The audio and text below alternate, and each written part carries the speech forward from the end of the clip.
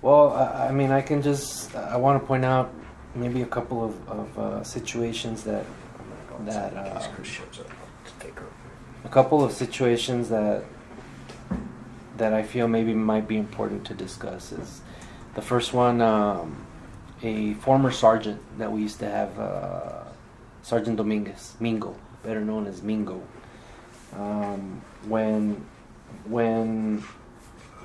When this administration took over, he was in charge of all sorts of part-times at the Colesium, at UTEP, he had control of most part-times that we used to work back then, and it was believed that Mingo, when he was running the Colesium, was stealing money from the Colesium. And the way he was doing it was, for example, the guys that run the Colesium, Brian Kennedy, they would say, okay, we're having an event, and we need 30 deputies for security. What Mingo would do is he would only hire, and this is just an example again, he would hire not 30 but maybe 22, but he would bill for 30. So he would pocket the money for those additional 8, and additionally he would pay us at a rate of, I think back then it was like $22 or something like that an hour, but he was billing the Colesium for $25 an hour. And this came out when this new administration went in. They investigated him, and they found that he had probably, over the years that he was in charge of that place, pocketed somewhere in the area of $100,000. And at no time did they file charges on him.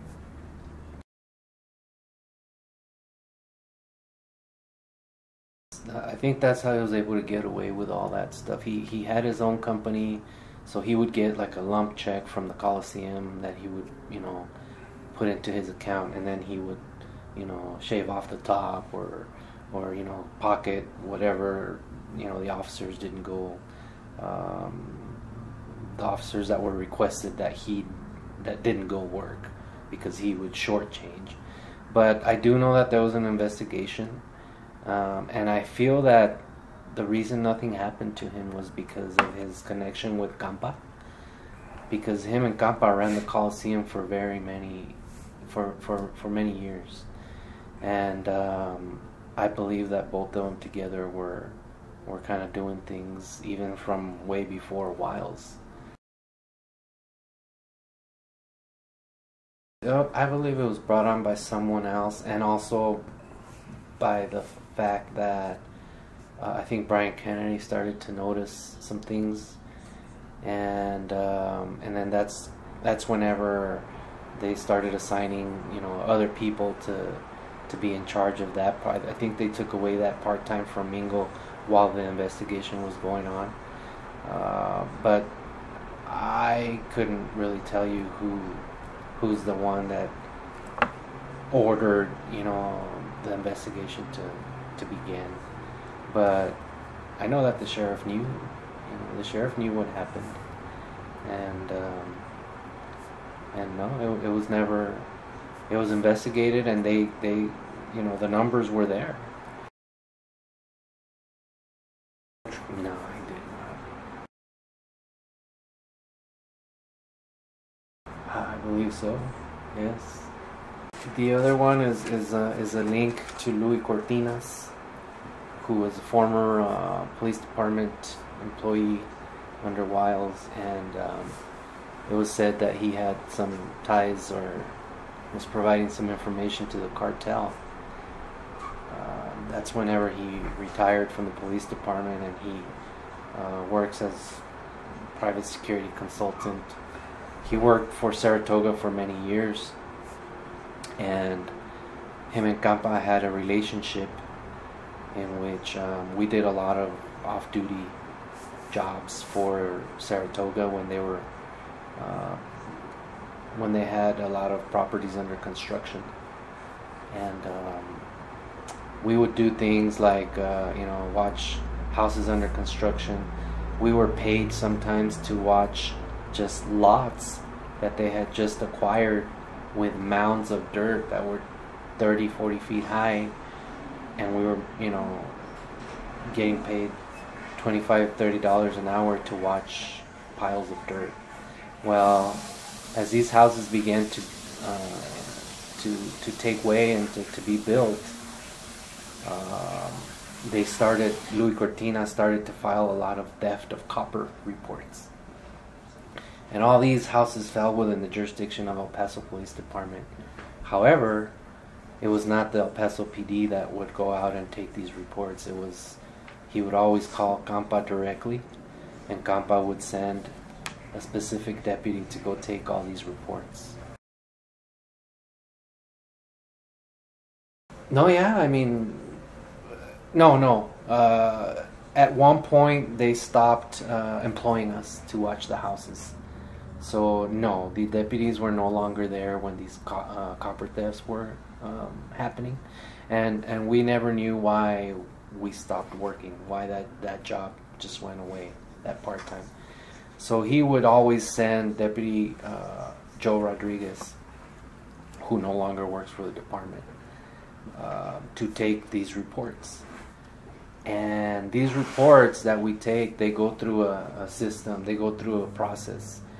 So the responding deputy takes a report, completes it, and approves it, which goes to his supervisor. And then that supervisor checks the report over and then approves it to a second level. So then it routes to the detectives, the detective supervisor.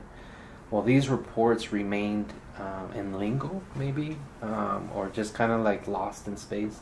They were never approved to any sort of level. They were just in the database without being investigated, without being assigned to a detective. And we're talking about some good 80, 90 reports.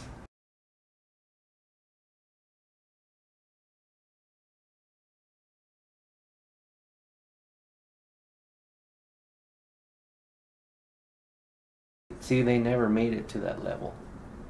They never were assigned to a detective. They never made it to CID. The initiating officer would never even approve the report to a level 1. He would just generate it, get a case number generated, and leave it. Never approving it to go to his supervisor.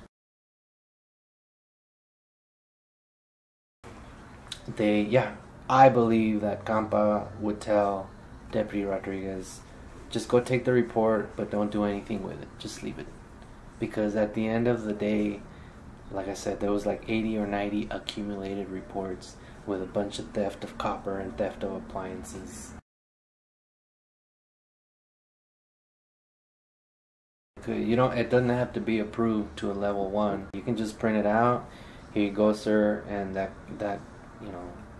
we have a process for that. They get approved.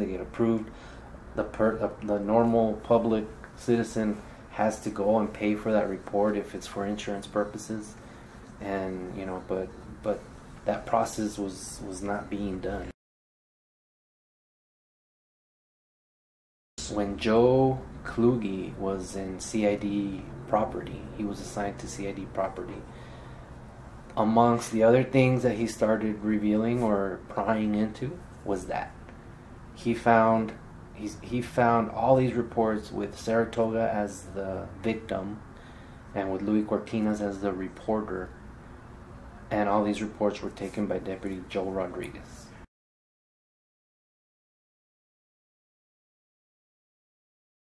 Oh, absolutely not.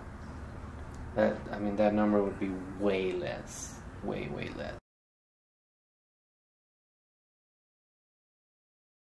The deputy would go. I know the deputy would go to the sites and meet with either a worker or Louie Cortinas himself, and he would just give them the information.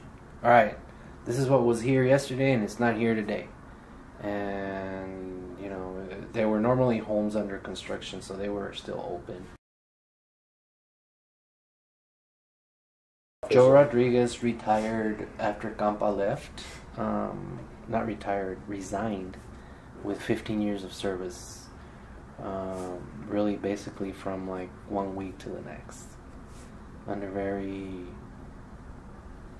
questionable circumstances. Yes.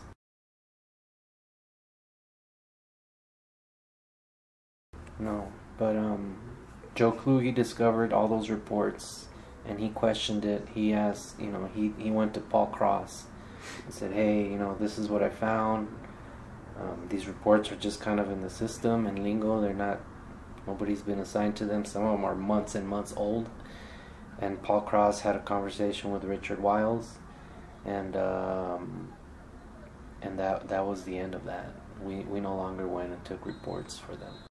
I think that when he was real close with Joe Kluge and J.L. Hernandez, they were feeding him a lot of stuff that was going on. I think prior to that, he was either oblivious to it or just you know, because with this administration, if you're not in tune with them, especially at the command staff level, you know, he's gotten rid of several commanders that have tried to speak up. Sheriff Wiles, Frank Cortez is no longer here. Angel Colorado is no longer here. Excellent supervisors, 20 and 30 year, you know, guys that at one point or another questioned, you know, practices, and they're gone now. Let the bodies hit the